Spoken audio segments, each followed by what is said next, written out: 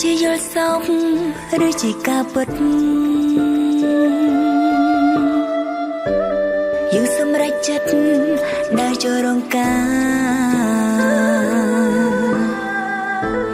មកឲ្យអូនស្គាល់អូនមួយជាស្នេហាទាំងនៅធ្លាប់គិតថាខ្លួនគ្មានថ្ងៃរៀបការឡើ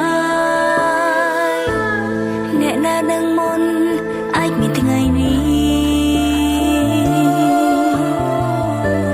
ថ្ងៃដ៏ពិសេស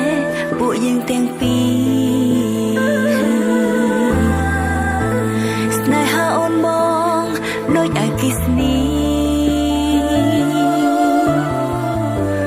ប៉ុន្មាននាទីផ្ដើមមានចិត្តរៀងខ្លួន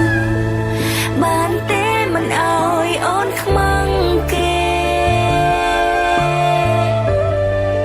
បានទេកុំអើយស្រីផ្សេ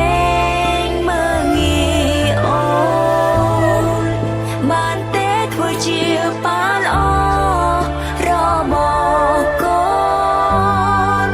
បានទេអូនសូមប៉ុណ្ណឹង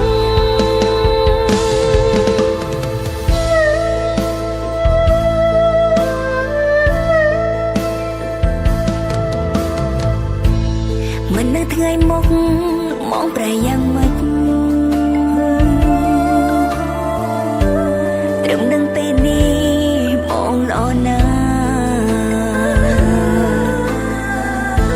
អាយុបងក្មេងតែរឹកបងចាំ